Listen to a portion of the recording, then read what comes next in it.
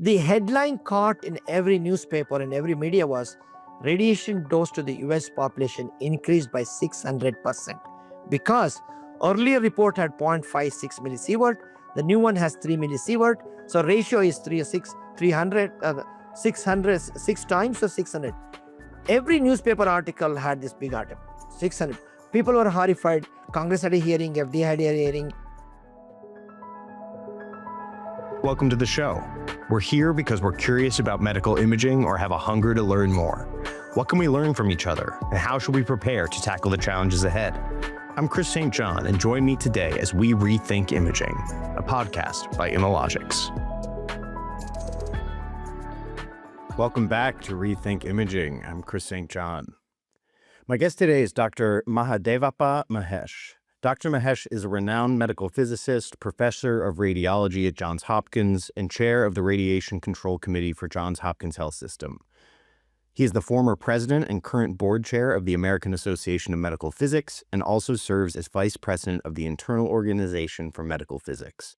With decades of experience in radiation safety and public education, Dr. Mahesh is a leading voice in making complex imaging science understandable and accessible.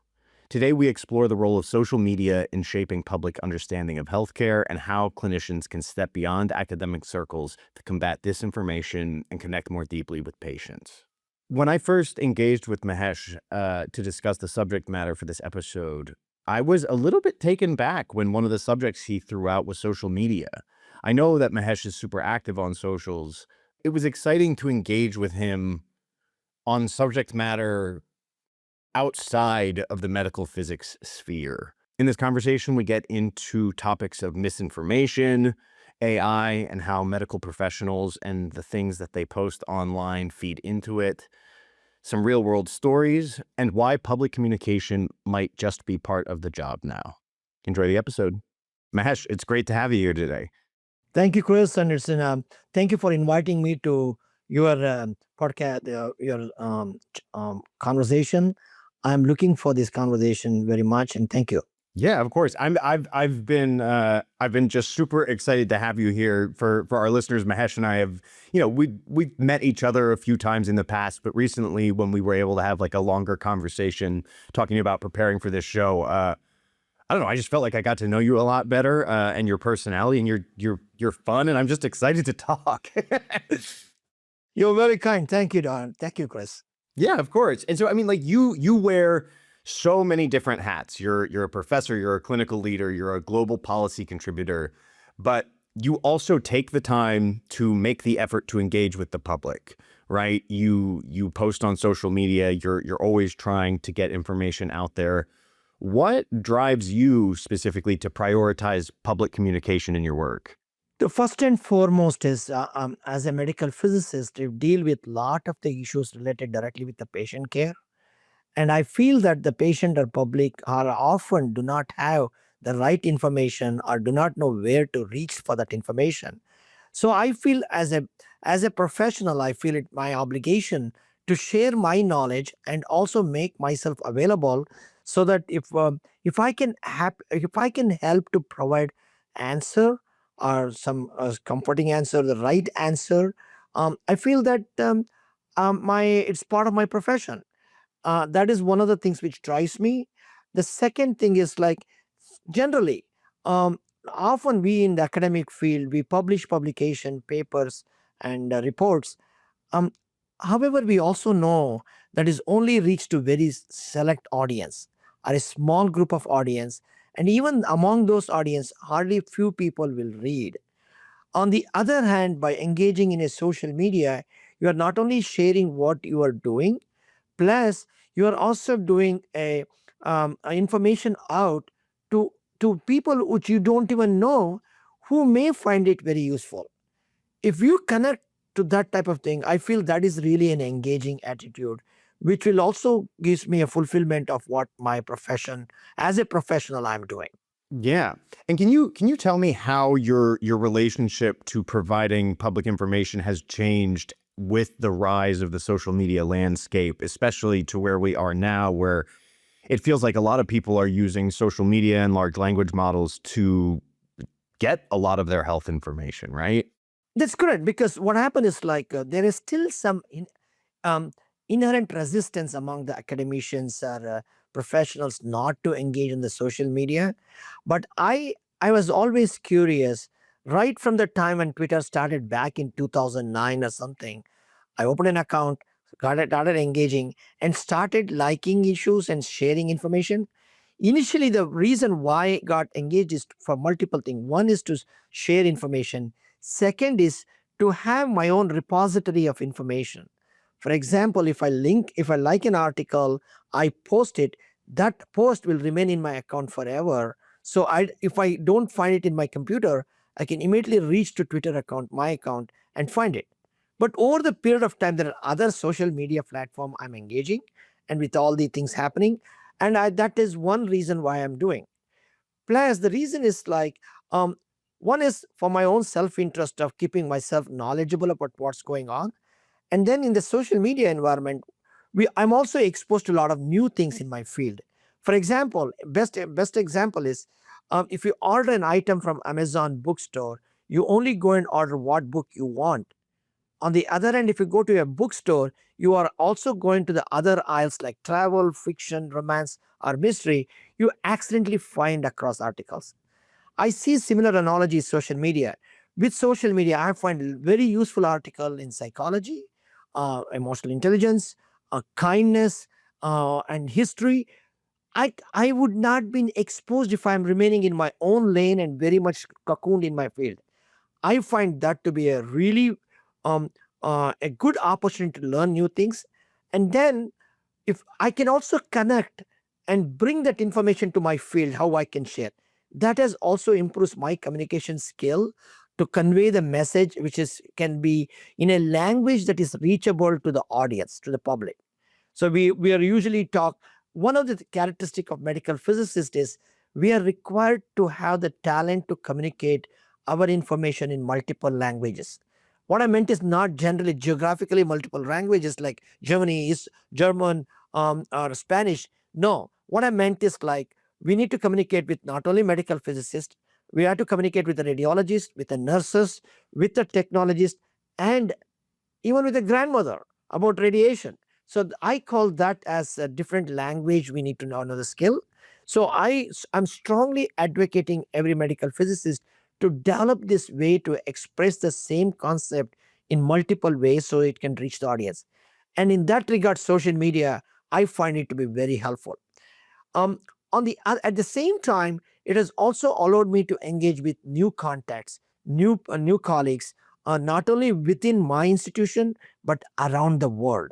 And I find that to be really, really advantageous for professionals. Yeah. And so I like your comment about, not different languages, but within the context of, at least right now, the English language, the different sub languages and different vocabularies and different understandings that we all share, and the pieces that we maybe don't know or don't recognize. I'm curious, when you are writing articles or posting online, like, what is your approach to writing in language specifically that allows you to feel like you can reach the right people in a way that they can understand? So two things, like I'll tell you two examples. One example is if I find an article very interesting. Yesterday, I found an article published in Radiology Artificial Intelligence.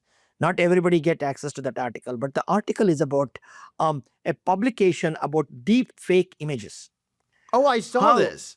exactly? So this is a very nice article about deep fakes. So the investigator that I had done a very nice there. They created some deep fake images, almost exactly like clinical, flooded with actual images, and then scaled with the radiologist. How will they be able to identify?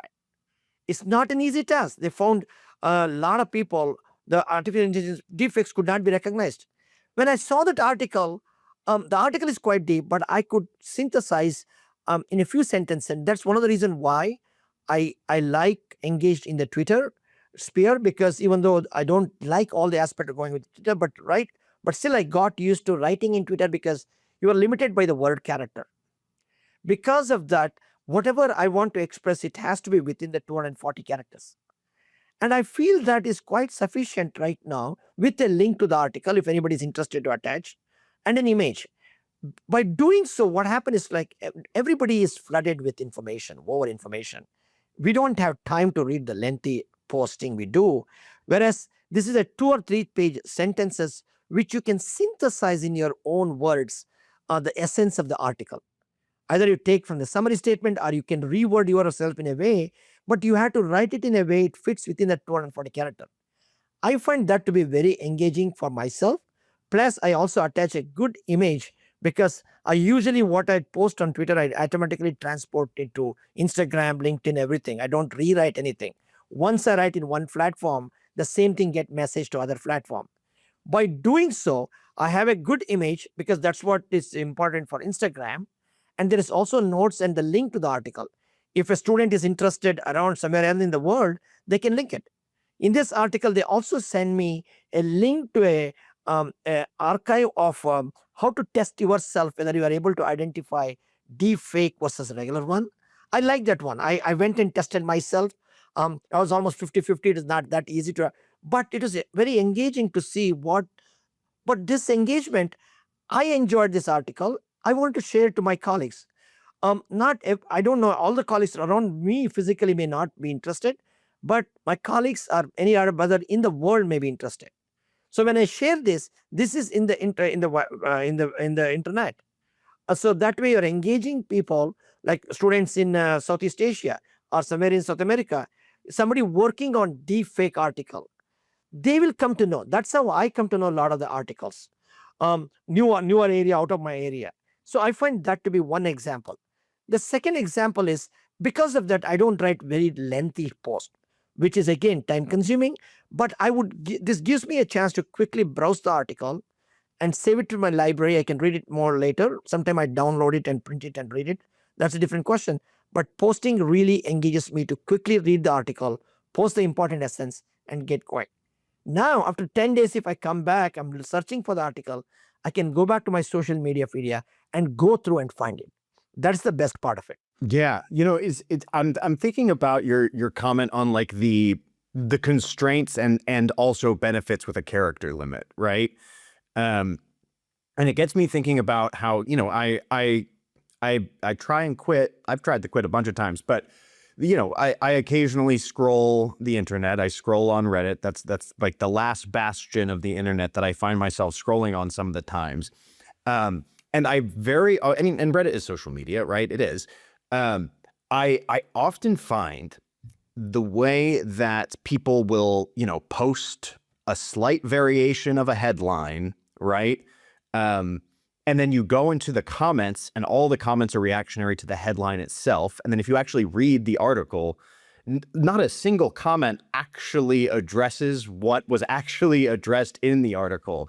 And I'm curious, you are out there trying to provide positive information, but I'm curious about your take on kind of the other piece of it, right? How using small snippets of language can totally misconstrue an article, and due to our low attention spans, people will just take it as gospel, reading a headline and move on.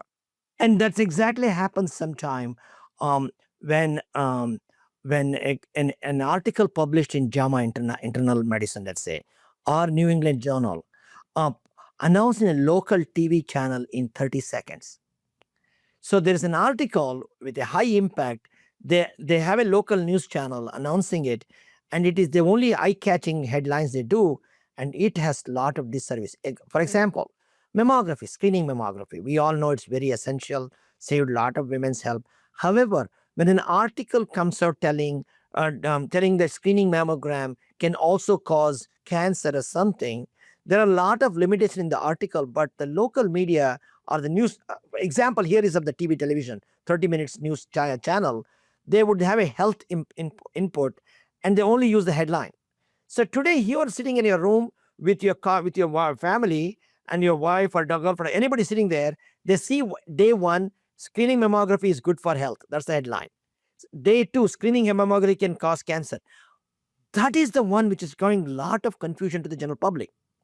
So I am not. So one thing which I've been really strongly proponent is like, I don't like to engage reading comments. Any posting, because I can go into Alice in Wonderland kind of spiral into this one. I don't like, and especially the reason why I don't like to engage is there is so much false information. Plus, when very negative comments are written by those who doesn't even show the face of them, they're like some bot or somebody hiding behind a screen and spreading misinformation. Fortunately, most of my comments, most of the posting which I have done, have not got any negative comments, which is really good. Probably people are not interested, or those who want to make it are not engaged with the trolls so much. So I'm good. But I like to make sure to minimize your things from reading the comments too much, unless it's a real good one. Otherwise, most of them are really misinformation. And that also applies for CT radiation, which is again, public are really going to be misled by wrong information. I think that's where we in the field have an obligation to provide the right information.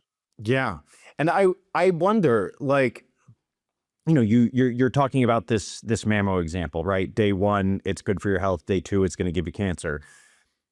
I can tell you without having this is a hypothetical article, and I can still tell you that day two, MAMO gives you cancer, is going to have 10 times the views, 100 times the comments, and even if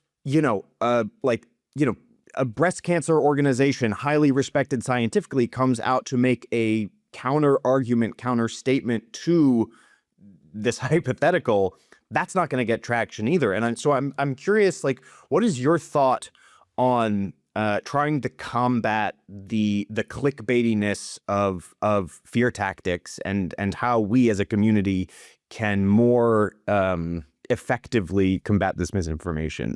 This is an important one. It's not an easy answer. I'll tell you an example. We did experience that one. Few years ago in 2009, we published a big report, NCRP report on radiation exposure to US population. It was a report updated after like from 1982, nobody had done. We had put it together. It's a committee work, very big article, very big one. It has a lot of implication downstream. But the headline caught in every newspaper and every media was radiation dose to the US population increased by 600%, because earlier report had 0.56 millisievert, the new one has 3 millisievert, so ratio is 600, 6 times, so 600. Every newspaper article had this big article, 600. People were horrified. Congress had a hearing, FDA had a hearing. There are a lot of other fallbacks. We can discuss it. However, after 10 years, NCRP again engaged all of us to look into what is there any changes happened in the radiation exposure to US population from medical exposure. So we published another report by in 2019, which is based at 10 years afterwards. In that one, we showed that we see a slight decrease in the overall radiation exposure to US population by about 20%. Guess where this new headlines went? It went in the 4th page or 5th page. But that's the reality we are facing. Having faced that, we cannot simply get discouraged by that. We had to constantly engage. In fact, I'm telling my colleague, both at the APM or at the ACR, every time we get a chance, we had to be there, push back on these real science. And I have many examples trying to engage in doing so, irrespective of how many people read or not. Because even if you're able to reach the one person who was scared of getting a CT imaging next day, if you're able to reach that person and you are available to answer the question, I feel that work is done. So unfortunately, we cannot fight back on the bait issue or the rating issue, but we need to engage multiple ways. People like you're doing a podcast, people like in the media, news people, we need to start having a relationship and engage them and provide the right information. And generally, it gets up. But we have to keep doing. We cannot be discouraged and stop and hide back to our labs and telling like, my God, I'll do my work. I don't want to engage. That's the wrong notion. Yeah. And especially there's almost a how am I going to say this? There's almost like a societal pushback towards the trust of the medical establishment right now to some degree too. Right? I mean, like you see it with anti-vaccination people. There's all sorts of stuff going in the background in the U.S. government right now, kind of re-tackling American healthcare. There's some quotes there. I'm just curious, like, especially like it makes your job harder, right? It is true.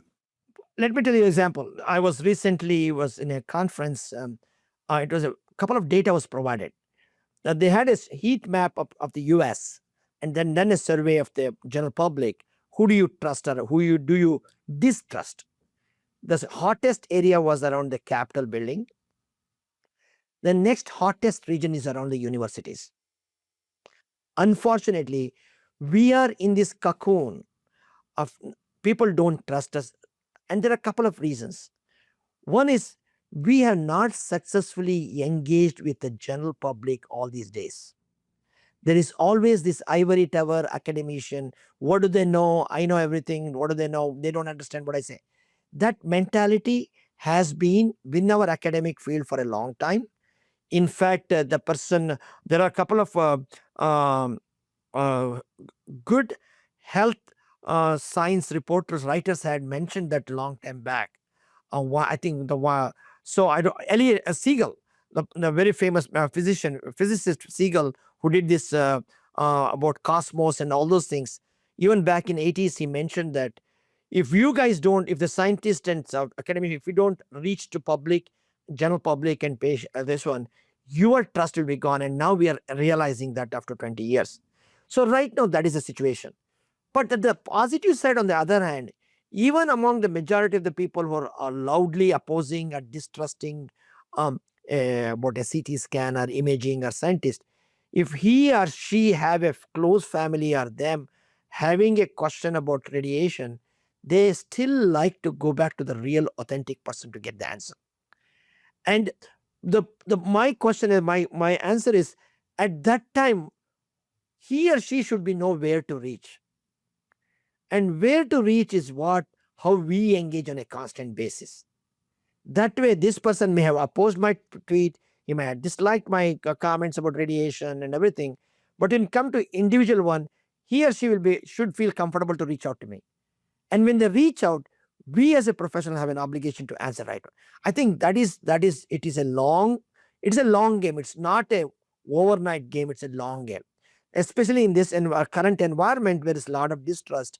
We cannot go back and remain in our shell. This is the time more to reach out to the general public. And in some way, if we engage the right group, they will be on our spokesperson. One example, patient advocacy group. They are really strong. And I have some experience here seeing this very close. And in the American College of Radiology, the journal called Journal of American College of Radiology, I'm currently one of the associate editor of the journal. Few years ago, the editor brought in a patient advocate onto the board. They have done such a wonderful job. She's a very engaging person about lung cancer because she had her husband had an issue and all those things. She was a patient advocate. So the way she has engaged us is like the complex appropriateness criteria articles. She and her group develop a one-page patient-friendly translation, and that is also published. So they have become a spokesperson for who radiology is, what we do.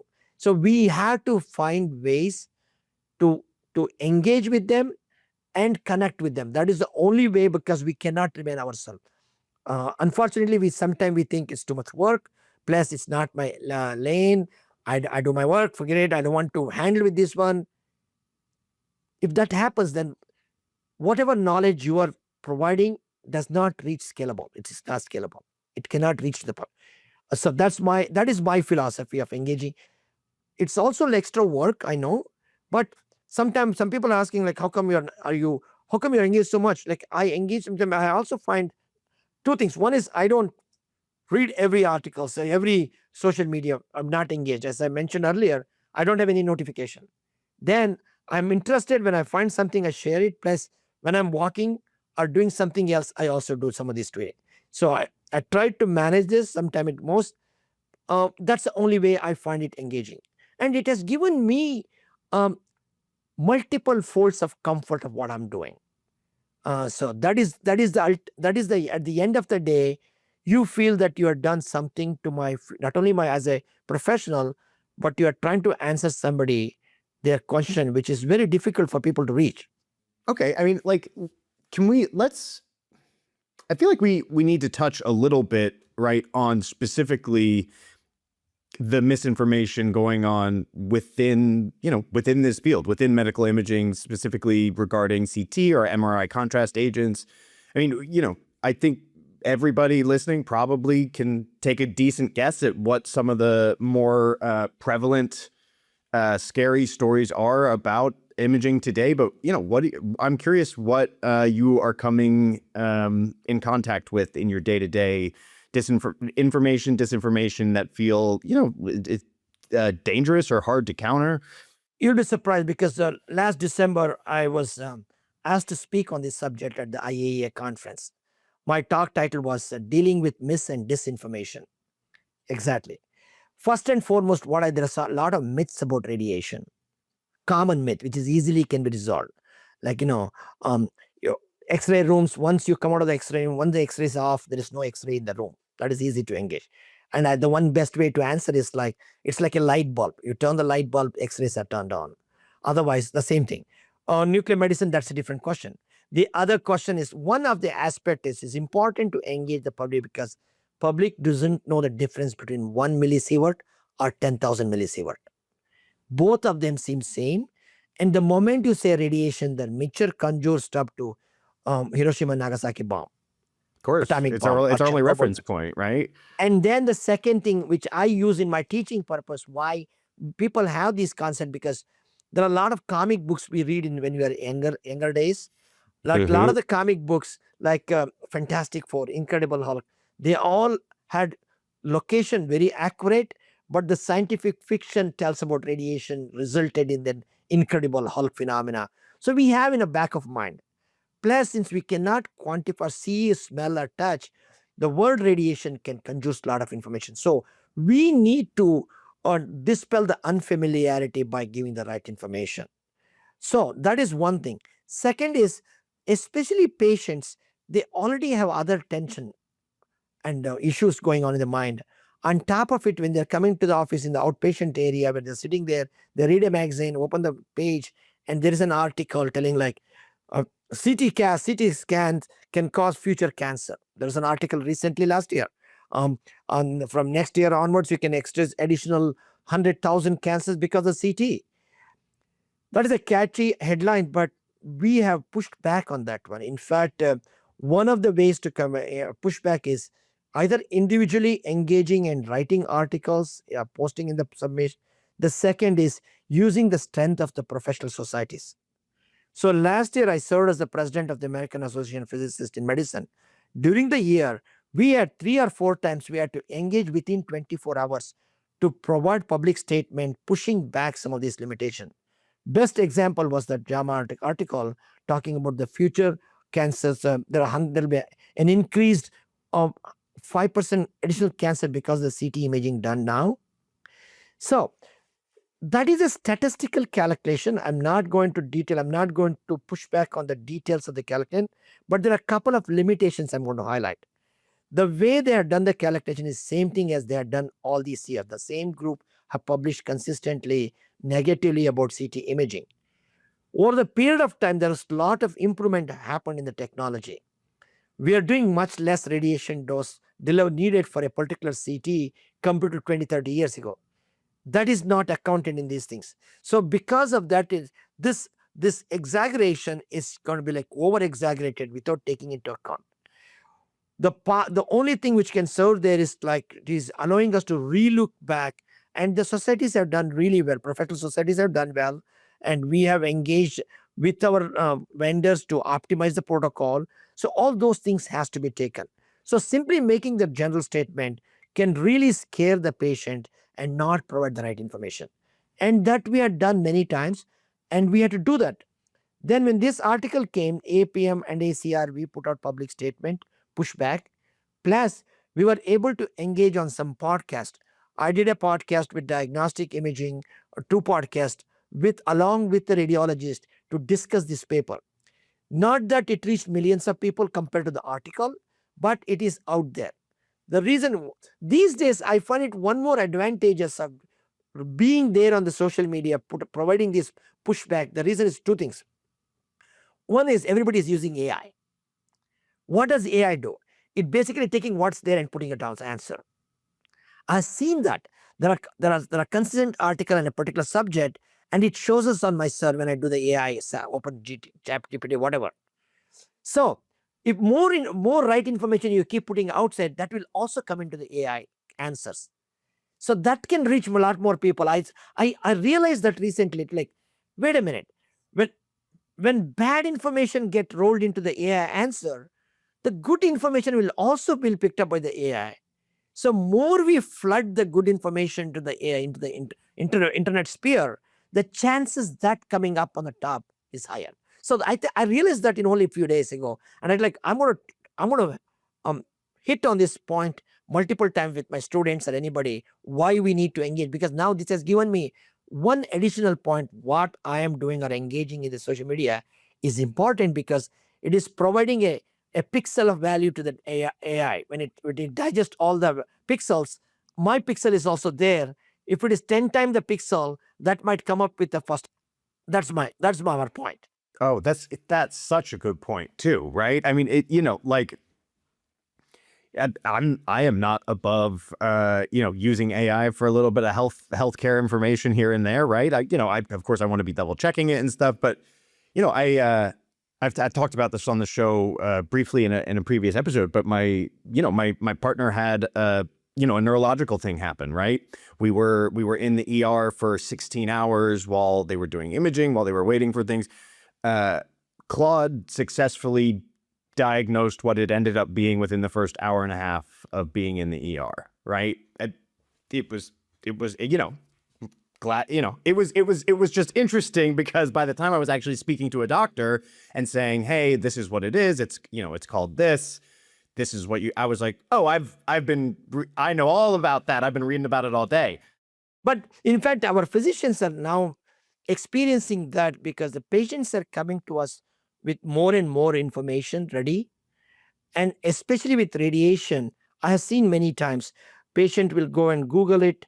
I got a head CT, blah, blah, blah. Now, here comes the human interaction. This is another point I'm going to make more about why what is our role. Because in fact, next month I'm giving a talk to, I think in Southeast Asia, in a webinar on the what's the essential skills for effective communication in the AI era.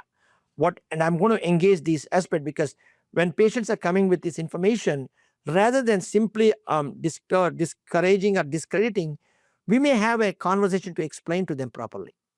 Because if it is correct, fine. They know that I would enrich my knowledge also. But if they are incorrect, I can at least have an opportunity to tell what is incorrect. Even now in the Google these days, whenever I Google something, there is an AI outprint comes. The first layer is the AI stuff. And that's what people are going to use it, because I would use it for something which I'm not in my field. But that's where we want to be there, by having information engaged in the public. So more we put out, the AI will pick up our information.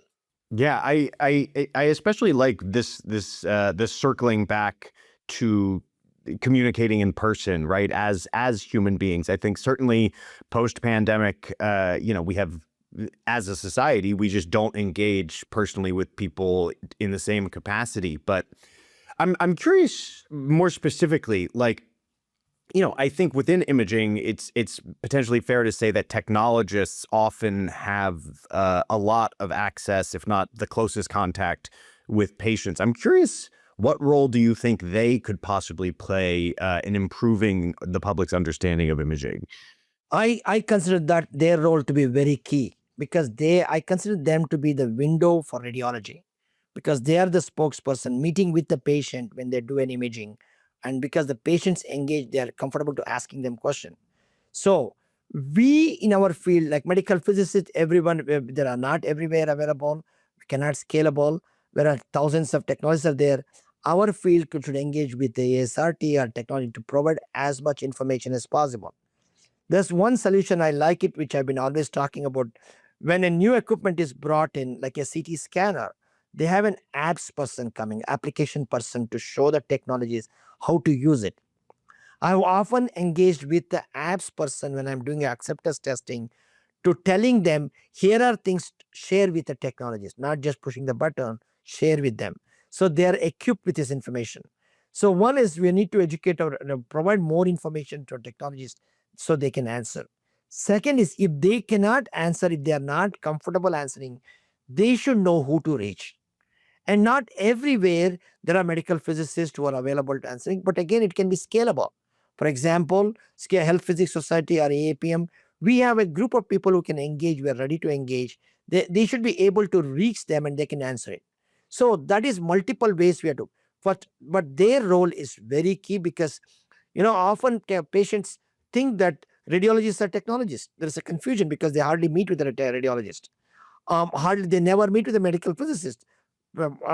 Here at Hopkins, because of my relationship with my radiologist, if they have a patient, a technologist, if they have a patient ask the question, they usually try to engage me, and I have found multiple time where I go and directly talk with the patient, which is good for me, plus also good for them, providing all the answers.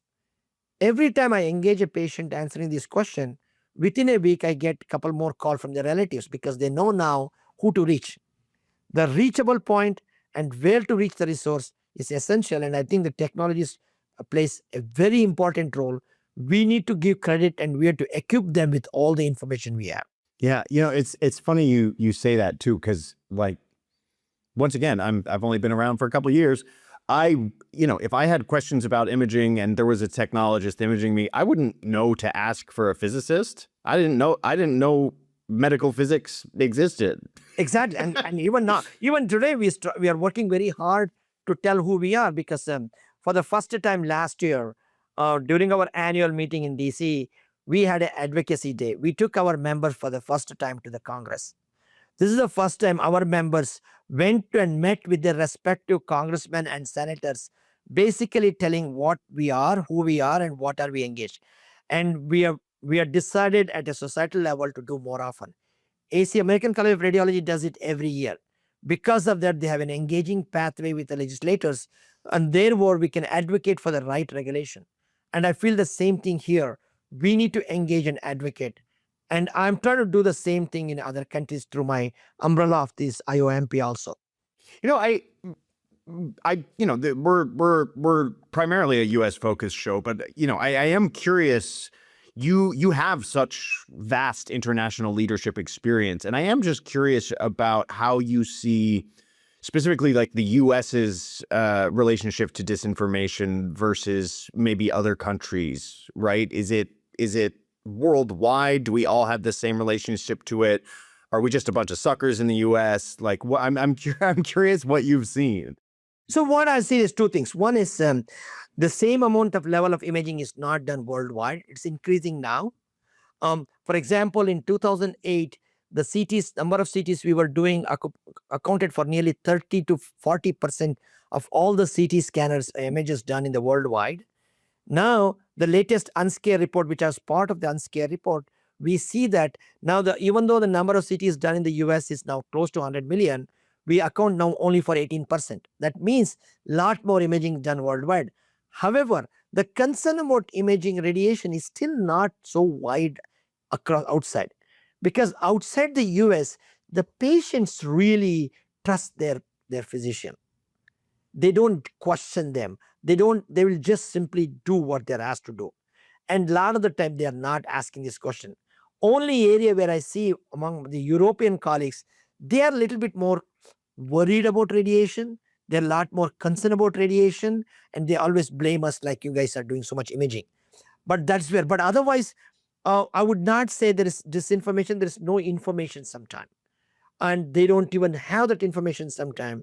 And last year I was in China, where the China healthcare is growing so big, but the concepts are now slowly trickling into patients to ask this question. but it's not engaged so much. But it's going to come up. But there is not more information and disinformation over there. But here, because the way the media picks up negative aspect, it's amplified, and that can cause a lot of concern globally. You have suggested creating short summaries of complex medical papers for public consumption. I am curious what your ideal version of that looks like, whether or not it's YouTube or short form podcasts or newsletters. So I have done short YouTubes. Um, there is a website which I was part of involved with called radiologyinfo.org. This is a public facing website managed by the American College of Radiology and also RSNA. And I had worked representing ACR on that one on the patient safety. There, the website is done for patients coming and finding answers of the radiological procedure. And there is also a page on radiation safety. There we have dose tables with respect to natural background radiation explaining. Plus, I had done a short videos, 2 minutes videos on CT dose and other things. So I like those short videos. I've done many for Hopkins also. It's on the public YouTube. Short videos, 2 minutes, 3 minutes videos. In addition, I've also done long-term podcast or short video casts on CT only, but that's only for palatable for radiology residents, and that's under ctss.com.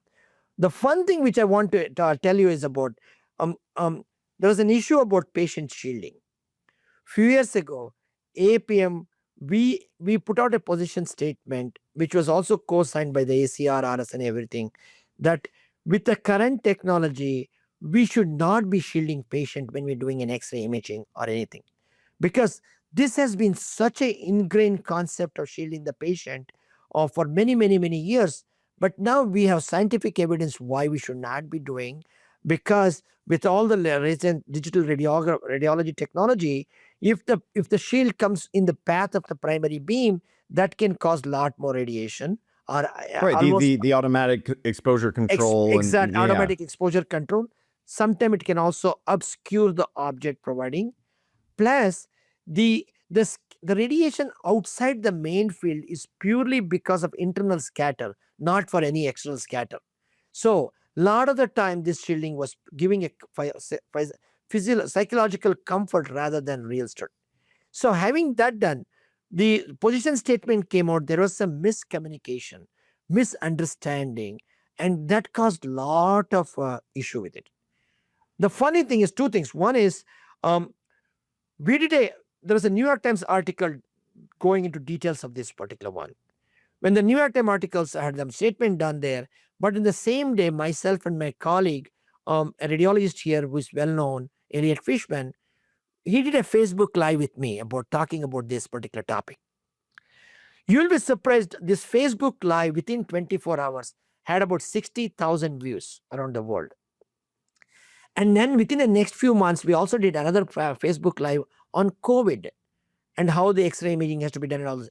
So what we have, in fact, we have published a paper on how Facebook Live can be used to disseminate good information, scalable globally in a very short period of time. I will be sharing that article. It's published in JAS yet. That's one thing. The second thing was fun. Regarding the patient shielding, there is a lot of confusion because we had to separate it. We came out against shielding the patient, but we are not telling not to shield the person working around the radiation. That is a confusion, the staff. So how do we do? So I thought like one way to engage is writing comic stories. So if you have a comic story written up like a comic conversation, comic strip, and I want to create a comic book, and I had an artist here who started working on it, but then she had to leave. Luckily, at Hopkins, we have a medical illustration student master's program, and one of the students took up this comic book strip and converted it into a video animation, 5 minutes video animation. And we engaged the technologist asking about a couple of questions before showing the video, and we did the analysis afterwards, because the publication journals told like if we have that information, we'll be able to publish. So we were able to publish it. Now the video animation is only 5 minutes. It's an engaging conversation between two technologists why we have come against the shielding. So I find this is another way of engaging the public. So I have a couple more comic books or some songs, but I need to have artists to engage these things. But I find that to be the right way, at least one of the ways to engage the public. So I'll send you the article both on the Facebook Live and also on the animation which we published in JAC. Those articles I'll send you, which is again uh, patient public facing articles to engage complex concepts in a simple terms, still maintaining the accuracy of the whole thing. And to our listeners, we are going to publish the links to those in our show notes, so you can just scroll down to the description and find those linked right there. Yes. Beautiful. I love the idea of comics. Yes. That is like that. That's such a great little approach. You will be surprised some of the very high impact journals. Actually, there is an article from Archival of Internal Medicine. They are beginning to publish comics stories on complex concepts. And that is on IRB approval. It is a very nice patient consent. And I find that to be very engaging and very fast. And this animation will tell you that. Our comic artist almost finished it, but she had to leave, but I could not engage anybody else.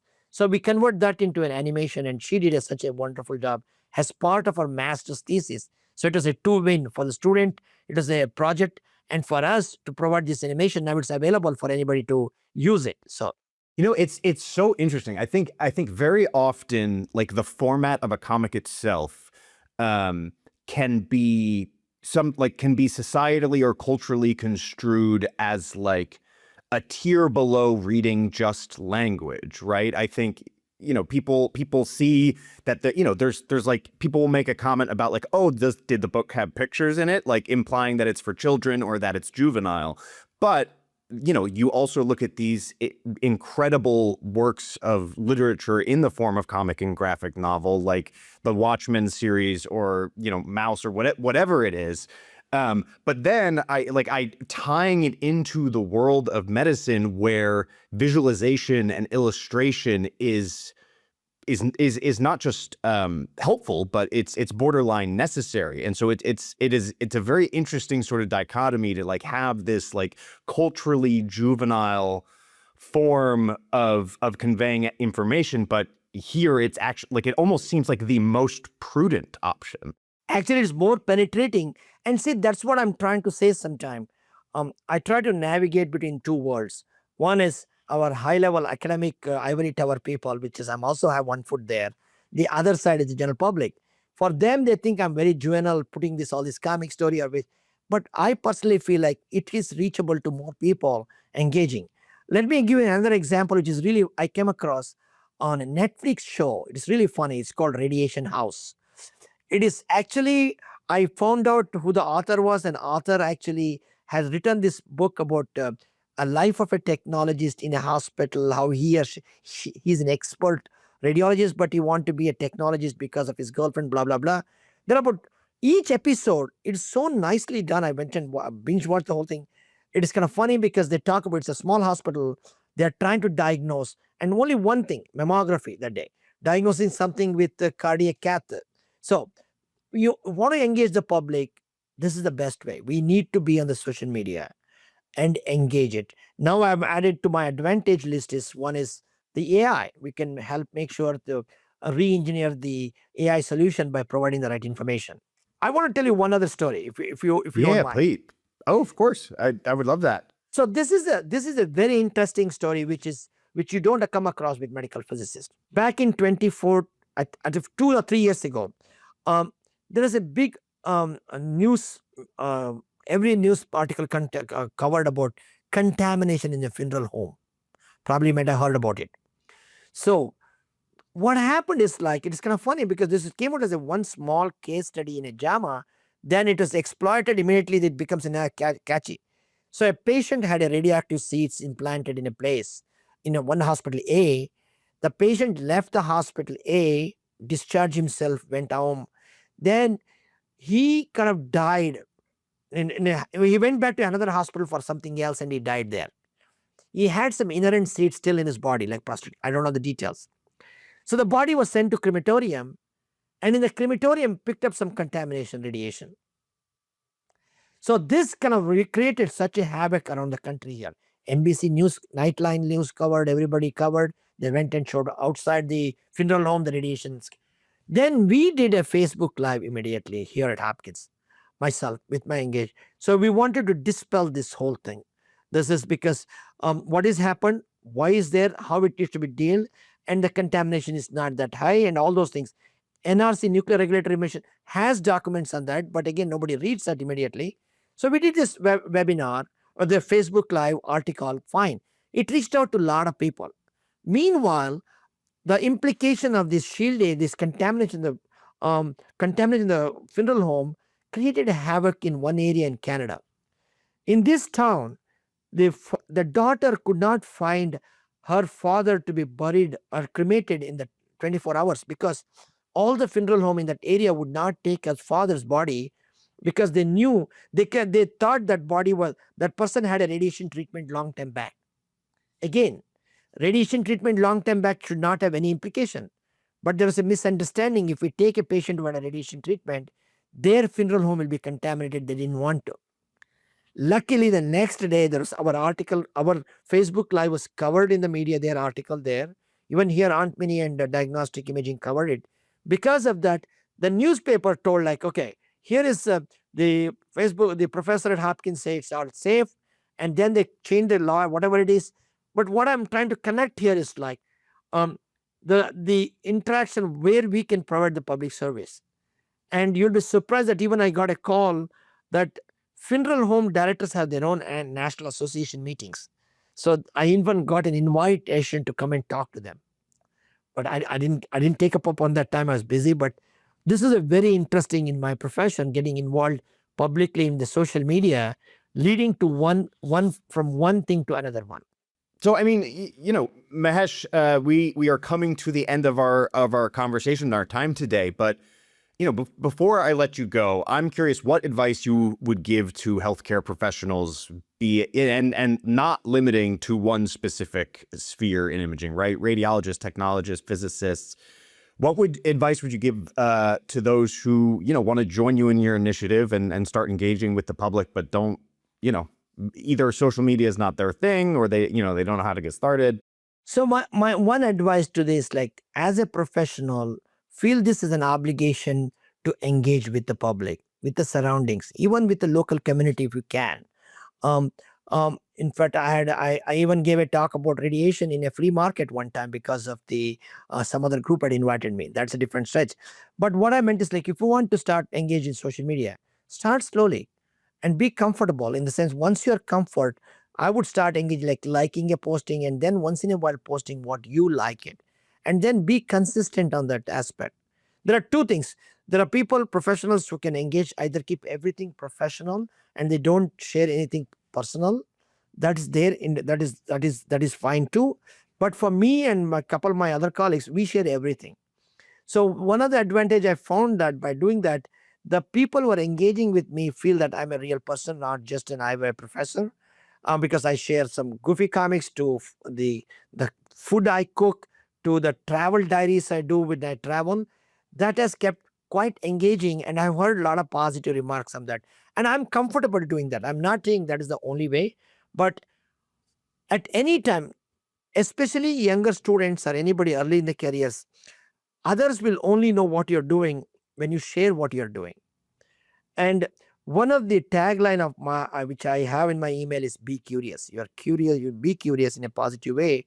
By curious, you're not only sharing what you know, but you're also learning and you'll be exposed to a lot of new things, which I was never engaged. There was a very good article about AI which came across few 2 years ago, written in New England Journal of Medicine. Very nice article. And the authors are nothing to do with the AI. One is a psychologist, the second one is an anthropologist.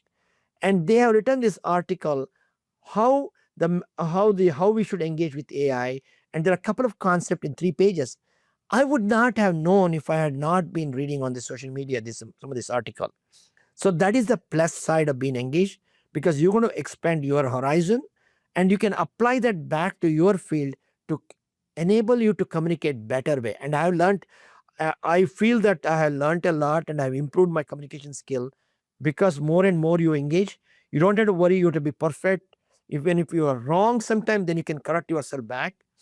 So That's what I would say. Engage, and that will also, in a way, makes you happy with your own sharing this. Like inside, inherently, you feel like you are doing something for the good of the people, especially when there is so many this confusion and negativity around.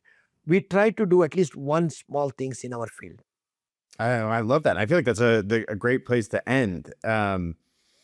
Dr. Mahesh is a renowned medical physicist, professor of radiology at Johns Hopkins, and chair of the Radiation Control Committee for the Johns Hopkins Health System. Dr. Mahesh, if people want to follow you on socials, continue to be curious and hear all of these little gems, where can people find you and your resources online? I engage in almost all the media, so I'll send you the link of all my tags. You can share it.